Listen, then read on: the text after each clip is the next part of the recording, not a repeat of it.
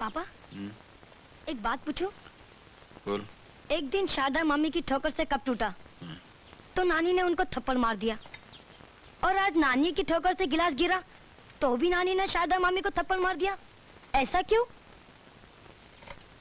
एक बहुत आसान सी मिसाल दूं? ये क्या है? छुरी। ये क्या है? सेब। अभी छुरी को सेब पे गिराओ या सेब को छुरी पे गिराओ, हर हालत में बेचारा सेब ही कटेगा। और ये जो तेरी नानी है ना, हाँ? ये छुरी नहीं है, ये कुल्हाड़ी है। तो कुल्हाड़ी को पैर पे मारो या पैर को कुल्हाड़ी पे मारो, हर हालत में पैर ही कटने वाला है। ये बच्चे को उल्टी सीधी क्या पट्टी पढ़ा रहे हो? नहीं, पट्टी नहीं पढ़ा था, इसकी आंखों पे जो पट्टियां लगी थी ना, वो पट्टी खोल रहा था मैं। ऐसी बकवास फिर की ना तो मुझसे बुरा कोई नहीं होगा। हाँ खैर बात है, तुमसे ज्यादा कोई बुरा हो भी कैसे सकता है? क्या मतलब? नहीं, ये मन की ख्यालात की कोई डकार थी, वो निकल गई। तुमको कुछ भी नहीं बोला मैंने।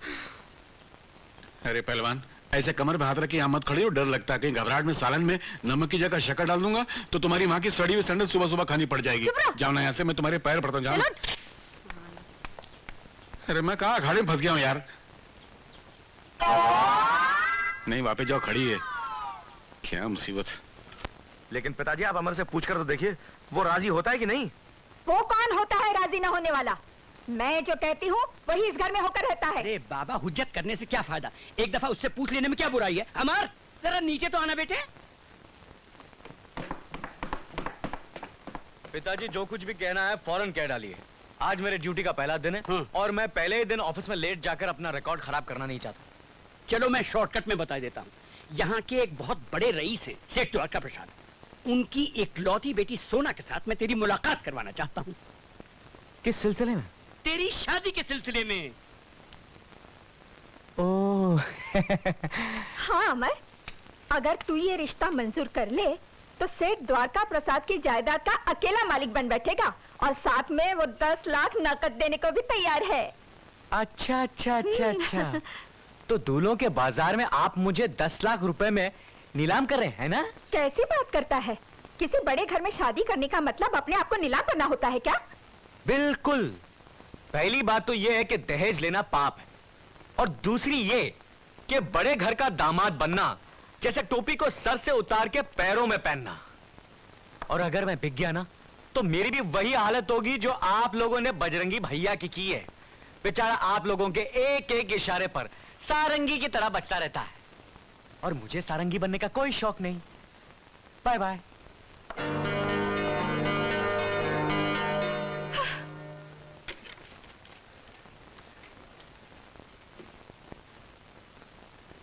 Good morning sir. Good morning. Rita, please note this down. Dear sir,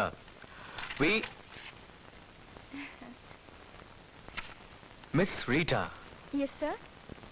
तुम इस ऑफिस में नौकरी करने आती हो या फैंसी ड्रेस कंपटीशन में आती हो? जी। लड़की अगर ढंग के कपड़े पहने तो खूबसूरत लगती है, मगर जो कपड़े तुमने पहने वो बेहुदा हैं। इसलिए अभी इसी वक्त घर जाओ और कपड़े बदल कर आओ।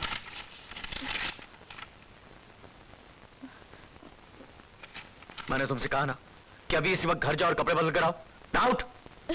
Yes sir.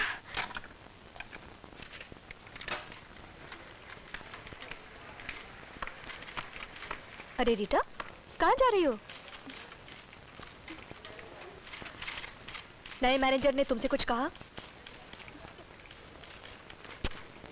अरे बोल ना, क्या कहा तुमसे? मुझे कहा है कि ऑफिस है, यहाँ शरीफ लड़कियों की तरह कपड़े पहनकर आना चाहिए, इसलिए घर जाओ और ढंग के कपड़े पहनकर आओ। हाँ। महाशय कुछ ज्यादा ही उड़ते रहते हैं। फिक्र मत करो, अभी उन्हें नीचे लाती हूँ। चलो मेरे साथ में। जी? अरे चलो ना। वो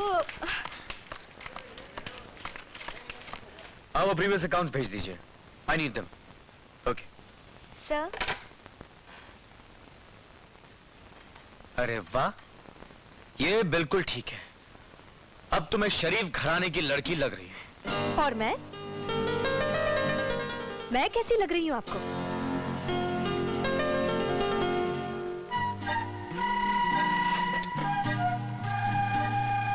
गुड मॉर्निंग मैडम। मैनेजर क्या बन गए? आसमान पर उड़ने लगे? औरतों से झड़प मोल लेने की आदत नहीं जाती आपकी? औरतों को क्या पहनना चाहिए, क्या नहीं पहनना चाहिए, क्या हमें आप मर्दों से सीखना पड़ेगा? रीटा को इन कपड़ों में देखकर आपने इसे दफ्तर से बाहर निकाल दिया था। अब मैं इन्हें पहनकर आई हूँ, क्या आप मुझे भी दफ्तर से बाहर निकाल देंगे? जी नहीं, मेरी इतनी औकात नहीं है सीमा जी। रीटा मेरी मुलाजिम है, इसलिए मैंने उसे घर जाने को कहा। लेकिन आप तो मालिक हैं और मैं आपका नौकर हूँ। मालिक कुछ भी पहनकर आए, नौकर कुछ नहीं कहेगा। अगर आप इस वक्त अपने कपड़े उतारे भी दे तो भी मैं आपको कुछ नहीं कहूंगा। नहीं, मैं Stupid.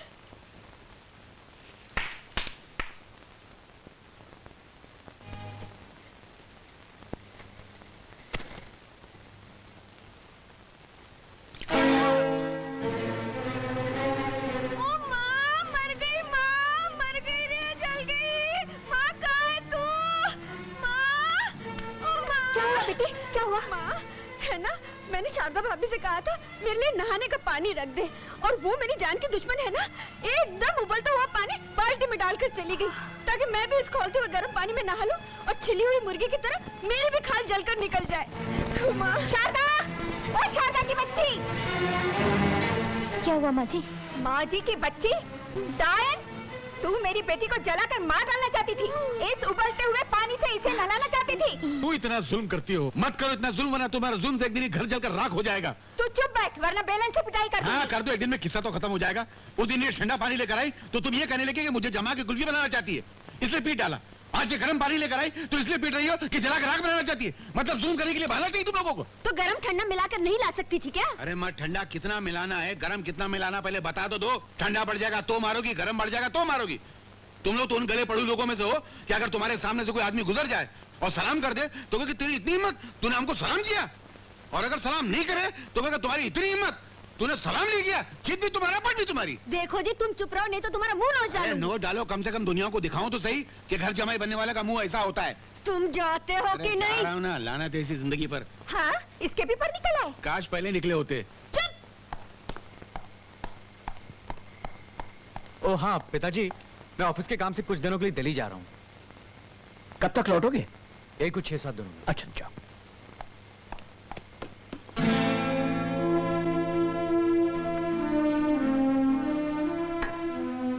ठहरिए जीजाजी। माँ, ये क्या मजाक है? क्यों किसी सीधे साधे इंसान की शराफत का नाजायज फायदा उठाया जा रहा है? जो काम बावर्ची खाने में दीदी को करना चाहिए वो आप जीजाजी से करवा रहे हैं। क्यों? कंचन को ही क्यों करना चाहिए? वो तेरी भाभी महारानी नहीं कर सकती क्या? उससे लकवा मार गया है या लंगड़ी लुल्ली हो गई है? भाभी का हाथ जल गया है, इसलिए कमरे में आराम करिए। उनको काम के लिए कहने की जरूरत नहीं पड़ती है। भाभी का हाथ जल गया?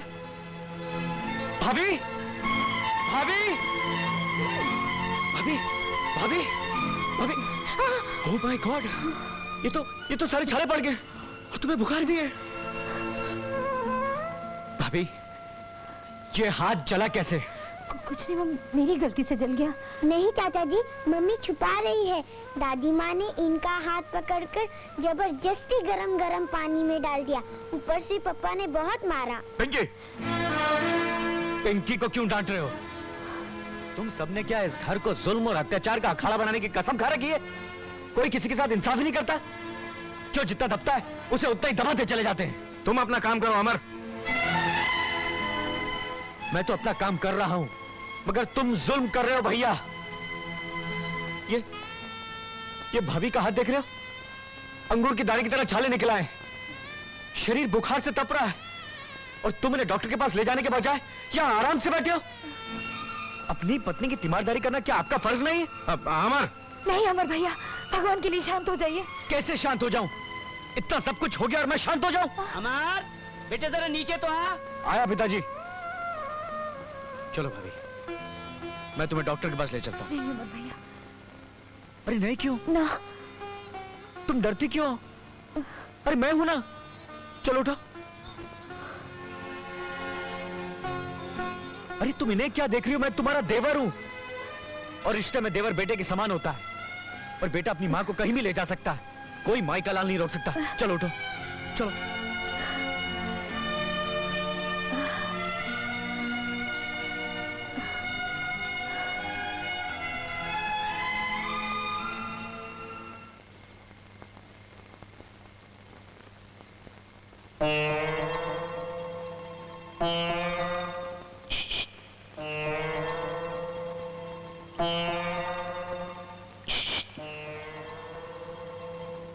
क्या नालायक, इसीलिए मना करता था इस लड़की से शादी मत कर मत कर मत कर, मगर तू नहीं माना। कहने लगा नहीं मैं इसी लड़की से शादी करूंगा, नहीं तो 1.5 किलो जहर पी के जान दे दूंगा। अब रोज 1.5 मन जिंदगी का जहर पी रहा है ना, पी बेटा पी पी। तो क्या करता, तुम भी तो मेरी शादी नहीं करवा रहे थे। मेरे साथ वाले सब 40-40 बच्चों के बाप बन गए और तुम मेरी शादी का नाम भी नहीं ले रहे थे, तो जल्दबाजी में मैंने गोबर खा लिया। अबे नालायक, जल्दबाजी तो ठीक है, मगर घर जमाई बनने के लिए किसने कहा था? मर्द बनकर बीवी को अपने घर ले आता। कहाँ ले आता? 8 बाई 8 का तो झोपड़ा था तुम्हारा। आदमी अंगड़ाई ले तो हाथ दूसरे के मुंह में चला जाए। ऐसे में ये बीवी को लेकर आता। ये मेरे को तकिए के रुई की तरह नोच नोच के खा गई होती है अभी तक। झोपड़ा उड़ा दिया था, झोपड़ा क्या पूरा मोहल्ला उड़ा दिया था। भोपाल गैस ट्रेजेडी की तरह सब तरफ लाशी ही लाशी बिछी होती है कि नहीं? किससे बात कर रहे हो? नहीं, मैं किसी से भी नहीं, मैं किससे बात कर सकता हूँ? झूठ मत बोलो, मुझे सब पता है। रोज चुपके अपनी बाप की तस्वीर से मेरी बुराइयां करते रहते हो। नहीं मैं नहीं करता, मैं कहाँ। चलो चलो पाँव दबाओ, मेरा सारा शरीर दुख रहा है। हाँ अच्छा तो मैं एक काम करता हूँ, सर से लेके पैर तक और गले को कस के एकदम। क्या? नहीं नहीं, गला दबाओ तो गड़बड़ हो जाएगी। नहीं नहीं, तुम सो जाओ। सो जा।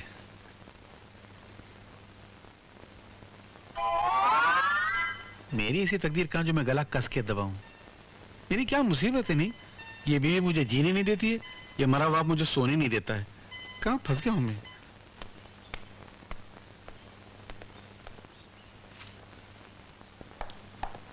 क्या बात है बेटे, मुंह लटकाए उदास चला आ रहा है? क्या करूं पिताजी, लाख हाथ पैर मारता हूं आगे बढ़ने के लिए, लेकिन जब तकदीर ही खराब हो तो कोई क्या कर सकता है? आखिर हुआ क्या, कुछ बता तो सही। होना क्या है पिताजी, सुना है नायडू ने अपने प्रमोशन के लिए जनरल मैनेजर को 5,000 रुपए का ऑफर किया है। तो इसमें परेशान होने की क्या बात है?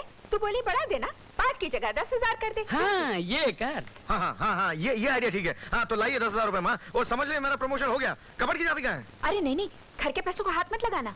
फिर माँ ये 10,000 रुपए आएंगे कहाँ से? कहाँ से आएंगे?